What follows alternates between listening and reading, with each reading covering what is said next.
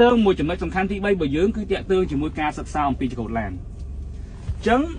ដើម្បីសិក្សាអំពីចង្កូតឡានបានបងត្រូវដឹងថាទូនទីចង្កូតឡាន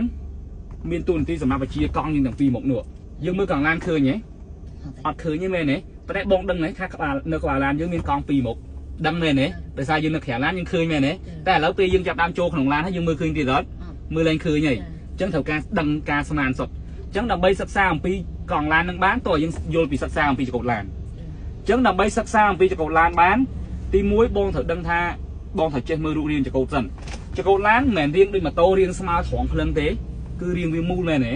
បាទរាងមូលអញ្ចឹងកាលណារាងមូលយើងអត់ពិបាកចំណាំថារូបមិនគេហៅចង្កូតត្រង់មិនគេហៅមិនចង្កូតត្រង់អញ្ចឹងយើងមើលរូបរាងអញ្ចឹងខ្ញុំប្រាប់តាមរយៈរូបរាងចង្កូតត្រង់មានតែមួយគឺខាងលើតែរាងចេះ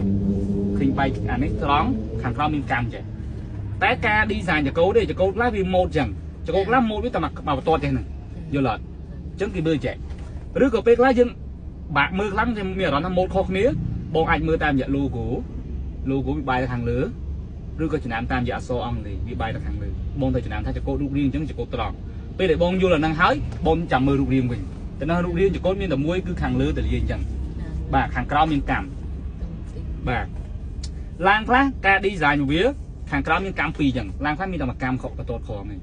តែតាមការ design នេះសំខាន់បងត្រូវសិក្សាអំពីចង្កូតឡានបងបើកឡានណាបងយល់ពីចង្កូតឡានមួយហ្នឹងទៅយល់ទេអូខេអញ្ចឹងបន្ទាប់ពីយើងយកសិក្សាអំពីចង្កូតឡានហើយទី2បងត្រូវដឹងថាចង្កូតឡានមិនមែនដូចម៉ូតូទេមិនមែនចង់បត់ឆ្វេងប្រើចង្កូតប្រើទៅឆ្វេងប៉ុណ្ណេះអស់ឬក៏ចង់បត់ស្ដាំប្រើចង្កូតប៉ុណ្ណេះអស់ទេ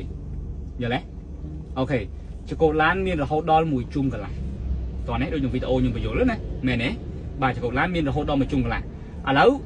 កុំឲ្យលឺថា1ជុំកន្លះបងចេះថា1ជុំកន្លះតាមគេបងអនុវត្តបងបានកាន់ចង្កូតទេមែនទេបាទអូខេឥឡូវអនុវត្តឥឡូវខ្ញុំផ្ដើមដោយចង្កូតវិលទៅឆ្វេងខ្ញុំឲ្យរាប់តោះឥឡូវចង្កូតពងត្រង់ហ្នឹងមែនកង់ពងត្រង់ហ្នឹងមែនទេកាលណាចង្កូតត្រង់កង់យើងត្រង់មែនទេបាទចង្កូតឥឡូវយើងពងត្រង់អញ្ចឹងកង់ទាំងពីរយើងក៏ពងត្រង់ដែរឥឡូវយើងសាមវិលទៅឆ្វេងតើចង្កូតមានប៉ុន្មានជុំឥឡូវយើងធ្វើការរាប់វិលពីលើមកដល់ក្រោមចេះឃើញអានេះគេហៅលើមែនទេមើលច្បាស់ថាណាលើណាក្រោមអានេះគេហៅលើអានេះខាងក្រោមមែនទេ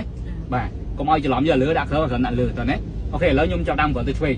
វិលពីលើមកដល់ក្រោមសិនអានេះគេហៅថាកន្លះជុំ